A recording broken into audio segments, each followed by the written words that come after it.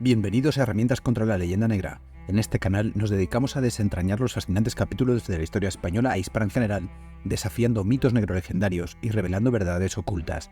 Hoy exploraremos un tema de gran importancia, el mestizaje en la América española.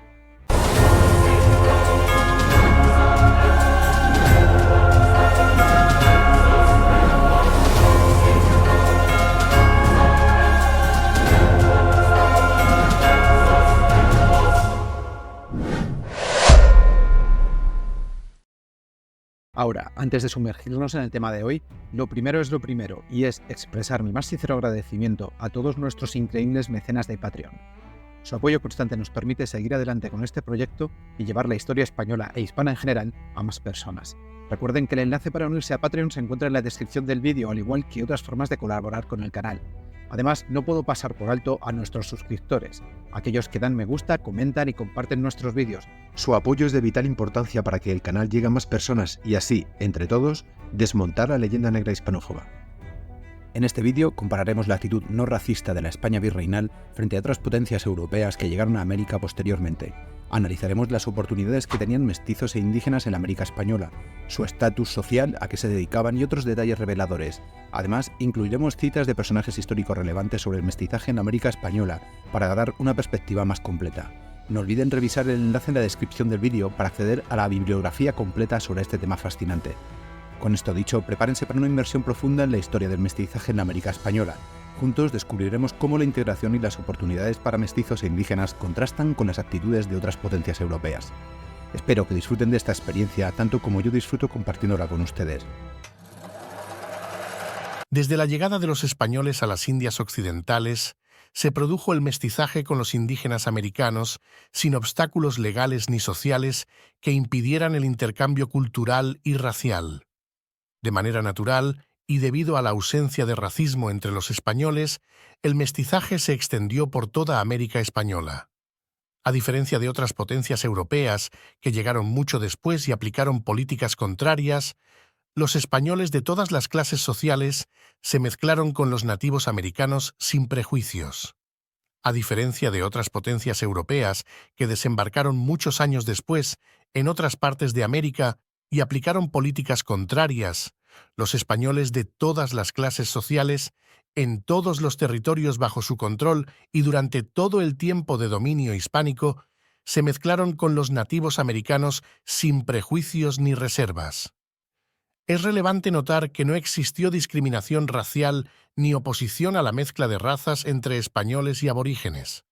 La obra española fue la única que se entregó al mestizaje sin contradicción, ofreciendo todas las posibilidades de dignidad y eficacia social al mestizo. Cabe mencionar que en Estados Unidos el matrimonio interracial no se legalizó hasta 1967. Las leyes de Indias, desde los reyes católicos, eran estrictas contra los abusos hacia la población indígena. Prohibían la esclavitud de los indígenas americanos, rompiendo con la situación prehispánica que permitía la existencia de indios esclavos. Estas leyes indianas abolieron tal práctica. Por lo tanto, los indígenas eran tratados como personas libres, sin poder ser obligados o forzados a realizar trabajos corporales.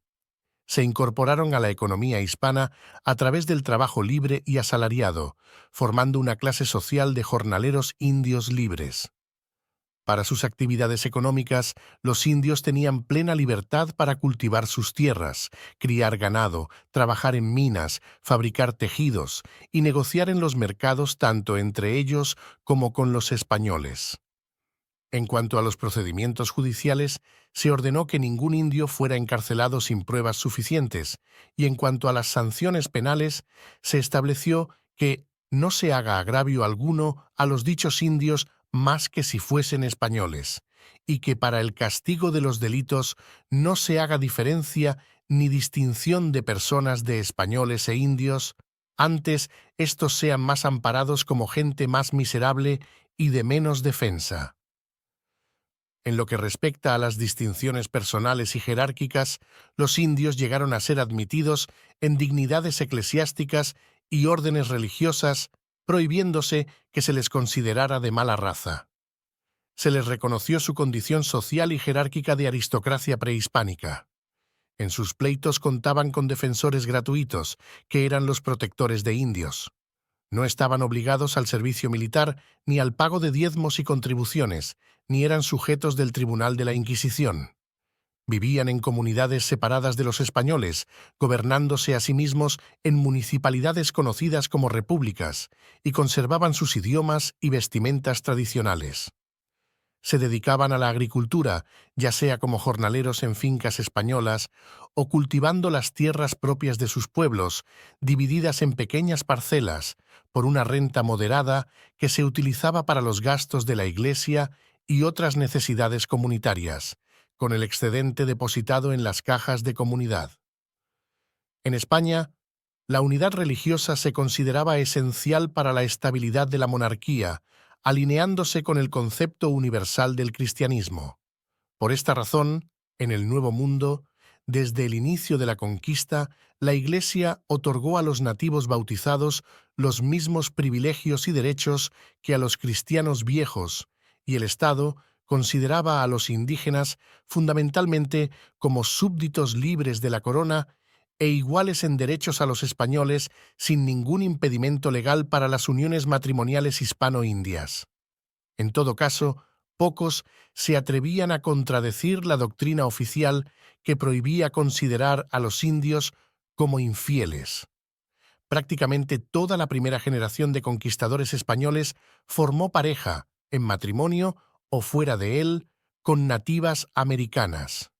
No solo los más conocidos y sus capitanes, sino la mayoría de los soldados de a pie, de toda condición, se mezclaron y tuvieron descendencia, creando una nueva raza llamada mestiza.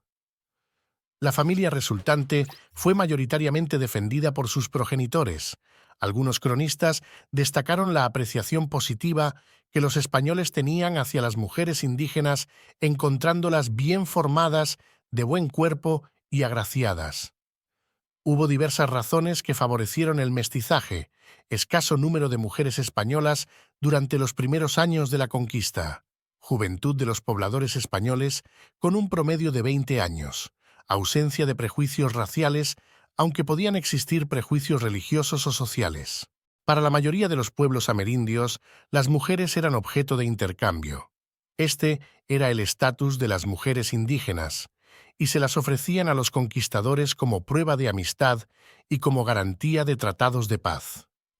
Factores de prestigio en ambos sentidos, favoreciendo la unión de la mujer india con el español.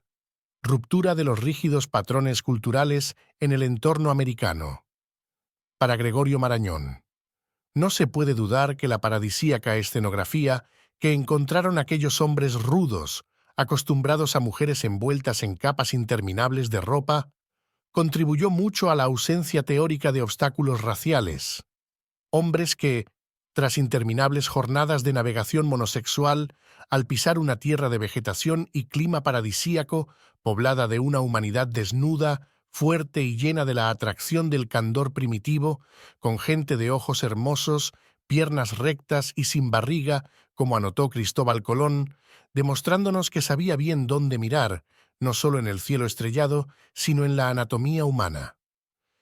¿Quién podría dudar que el inmenso mecanismo de atracción que esta visión ponía en juego fue, en el mito de las Indias, un factor de más eficacia que el oro y las especias? Durante el siglo XVI, alrededor de 200.000 españoles cruzaron el océano, de los cuales no más del 10% eran mujeres, y la mayoría de estas migraron en la segunda mitad del siglo, cuando se ofrecía mayor seguridad. En la primera mitad del siglo siguiente, entre 1600 y 1650, otros 150.000 peninsulares viajaron, con las mujeres representando entonces el 15%. Para entonces, durante la segunda mitad del siglo XVI y las primeras décadas del siglo XVII, la población española en América había aumentado en número y diversidad. Se habían establecido las instituciones de gobierno, especialmente los virreinatos de México y Perú, las reales audiencias, las capitanías y las gobernaciones. Sin embargo, fue en las prósperas ciudades con su magnífica arquitectura donde se concentraron y consolidaron las sociedades locales con su creciente población.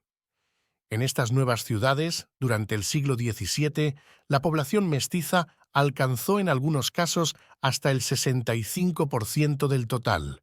El resto estaba compuesto por grupos indígenas, blancos peninsulares, criollos y esclavos.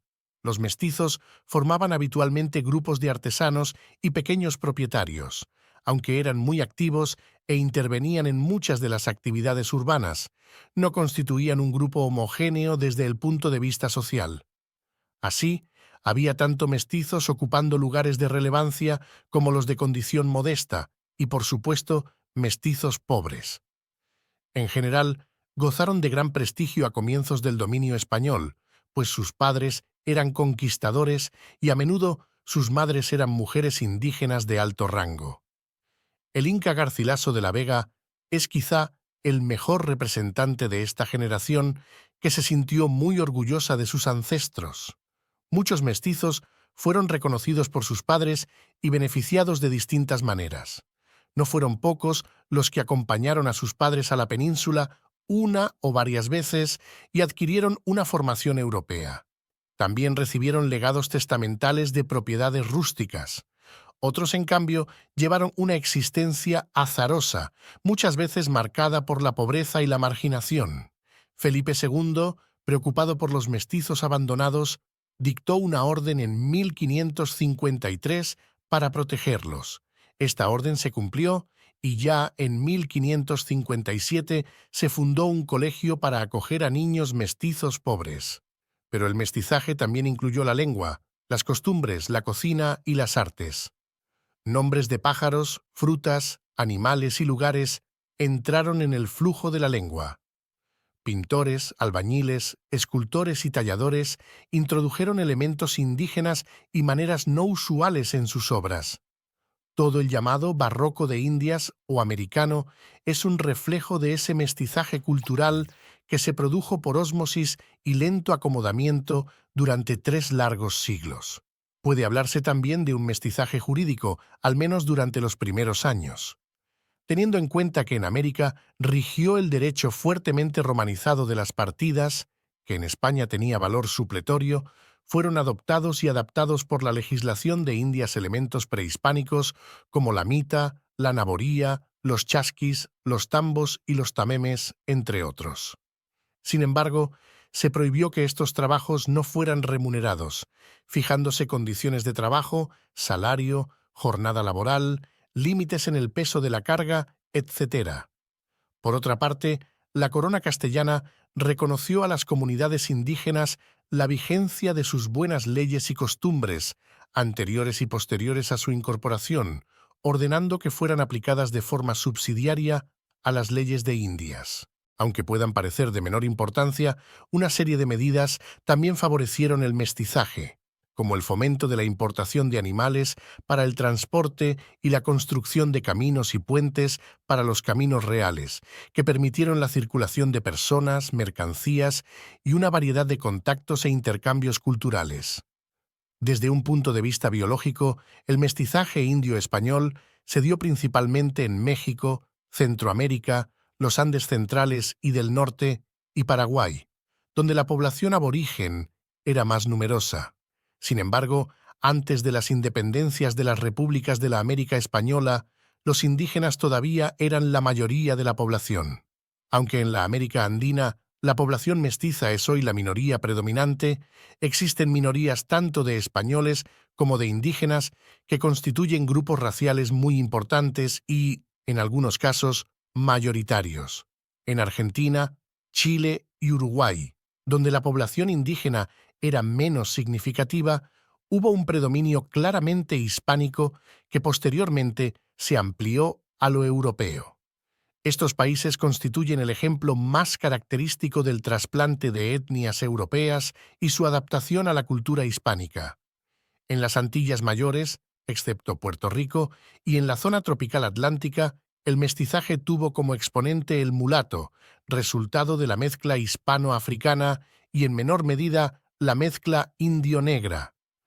En las Antillas Menores dominadas por otros países europeos, especialmente en las británicas, el mestizaje negro-blanco apenas se dio, predominando el desarrollo independiente de cada grupo con un notable aumento demográfico de la población negra.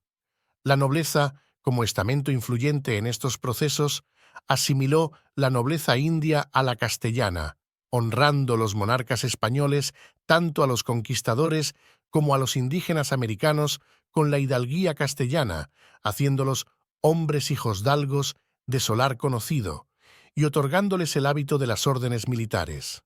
Así, el establecimiento de esta nobleza buscaba favorecer y premiar tanto a los primeros conquistadores como a los pobladores originarios del Nuevo Mundo. Es un hecho histórico que toda la población tlaxcalteca fue elevada a la nobleza de sangre, hidalguía, como recompensa por sus méritos y servicios, al igual que los conquistadores. En la administración española de América no se utilizaba la categoría de casta ni las diversas clasificaciones populares que no eran válidas en este contexto, aunque sí se usaban denominaciones basadas en el color de la piel: blancos, indios, negros, mulatos, morenos, pardos y libres de todos los colores. En relación con la población mestiza, el magistrado Juan de Solórzano, oidor de la Real Audiencia de Lima y miembro del Consejo de Indias, escribía en 1648 en su obra Política Indiana, en el cual, derecho, ni en otros libros o historias, jamás hallamos que la descendencia de gentiles o infieles, que no haya sido judíos o moros y que voluntariamente recibieron la fe de Cristo, haya sido notada ni tenida por manchada y excepcionada. Con ello, dejaba claro que no había razón legal para su discriminación. Posteriormente se reconoció también por disposición real que en la prueba de limpieza de sangre no se podía considerar mácula el origen indio. Ejemplos de la no discriminación legal para indios mestizos fueron numerosos.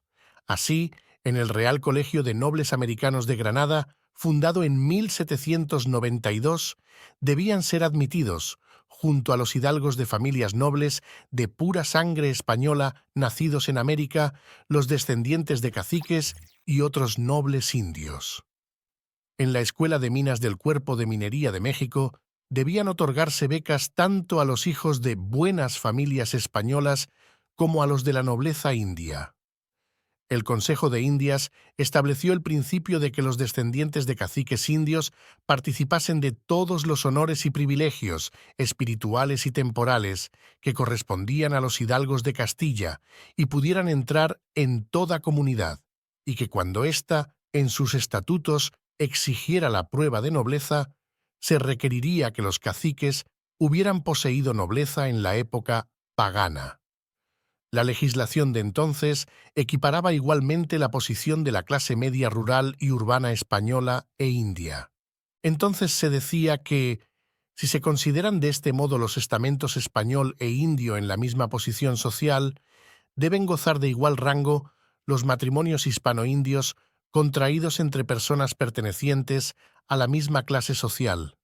Quienes manifestaron mayor celo en la aplicación de las probanzas como medio de segregación de cargos públicos en el régimen de los Borbones fueron los españoles nacidos en América, criollos, que ya se encontraban en pleno uso de sus privilegios y deseaba mantenerlo como coto cerrado a otros españoles de origen mestizo que demandaban los oficios reales. En la misma línea, los gobiernos liberales de México, a mediados del siglo XIX, bajo la Ley Lerdo, una de las leyes de reforma impulsadas por Juárez y su grupo, extinguieron finalmente las repúblicas de indios y expropiaron sus tierras. Particulares fueron algunas formas de mestizaje de mujeres españolas que tuvieron hijos con nativos americanos. Durante la larga guerra contra los araucanos, la mujer española se convirtió en un importante botín de guerra. Su captura tenía un significado especial para los indígenas en conflicto. Convertirlas en sus sirvientas y amantes era una especie de venganza. Cuando los españoles lograban rescatarlas, las encontraban transformadas, vestidas como las indígenas y muchas con prole. No faltaron casos en los que, enamoradas, se resistían a regresar con los suyos. Se han dicho bellísimas palabras y reflexiones sobre el mestizaje de nativos americanos y españoles, y aquí algunas de ellas. Arturo Uslar Pietri, venezolano. Por un absurdo y antihistórico concepto de pureza, los hispanoamericanos han tendido a ver el mestizaje como una marca de inferioridad. Han llegado a creer que no hay otro mestizaje que el de la sangre y se han inhibido en gran medida para comprender lo más valioso y original de su propia condición. Se consideraba el mestizaje como un indeseable rasgo de inferioridad. Estaban bajo la influencia de las ideas de superioridad racial que empezaron a aparecer en Europa desde el siglo XVIII y se afirmaron en el XIX con Gobineau, que dieron origen a la banal literatura sobre la supremacía de los anglosajones y la misión providencial del hombre blanco encargado de civilizar y dirigir a sus hermanos de color. Se creó una especie de complejo de inferioridad y pudor biológico ante el mestizaje sanguíneo. Se quería ocultar la huella de la sangre mezclada o hacerla olvidar ante los europeos, olvidando que Europa era el fruto de las más increíbles mezcolanzas y que el mestizaje de sangre podía ser un efecto, pero estaba lejos de ser la única causa ni la única forma del mestizaje cultural. Lo verdaderamente importante y significativo fue el encuentro de hombres de distintas culturas en el sorprendente escenario de América. Ese y no otro es el hecho definidor del Nuevo Mundo. La América hispana es tal vez la única gran zona abierta en el mundo actual al proceso del mestizaje cultural creador. En lugar de ver esa característica extraordinaria como una marca de atraso o inferioridad, hay que considerarla como la más afortunada y favorable circunstancia para que se afirme y extienda la vocación de Nuevo Mundo que ha estado asociada desde el inicio al destino americano. Es sobre la base de ese mestizaje fecundo y poderoso donde puede afirmarse la personalidad de la América hispana, su originalidad y su tarea creadora. Con todo lo que le llega del pasado y del presente, puede la América hispana definir un nuevo tiempo, un nuevo rumbo y un nuevo lenguaje para la expresión del hombre, sin forzar ni adulterar lo más constante y valioso de su ser colectivo, que es su aptitud para el mestizaje viviente y creador. El historiador inglés William Robertson, quien no puede ser considerado un devoto de nuestra política, afirmaba en la segunda mitad del siglo XVIII, en un momento de máxima tensión hispano-británica: la corte de España se preocupó a tiempo de hacer una nación de sus nuevos y antiguos súbditos, impulsando los matrimonios entre los españoles establecidos en América con las naturales del país. Ponce Leiva. Si algo caracteriza a las sociedades americanas es precisamente su variedad, su complejidad interna, su dinamismo, su capacidad para adaptarse a nuevas situaciones y, en definitiva, su extraordinaria versatilidad. José Vasconcelos, escritor mexicano, en 1926, vaticinaba el futuro de la humanidad. La población mestiza de la América Latina no es más que el primer brote de una manera de mestizaje que las nuevas condiciones del mundo irán engendrando por todo el planeta. Antonio de Belaúnde Moreira, jurista y embajador peruano. Nosotros somos los hijos naturales del entusiasmo de España por América. ¿Somos acaso los hijos del amor, al menos de la pasión y el empecinamiento? Salvador de Madariaga. El indio, el blanco y el negro son los tres colores puros en la paleta humana de las Indias. El alma de las Indias es, pues, en su esencia, un alma mestiza. Gracias por acompañarnos en este vídeo. Si te ha gustado, te invitamos a explorar nuestros otros contenidos sugeridos y suscribirte para no perderte futuros vídeos. No olvides activar la campanita para no perderte ninguno. Déjanos tu comentario y comparte este vídeo si te ha gustado. Nos vemos en el próximo vídeo. No te lo pierdas.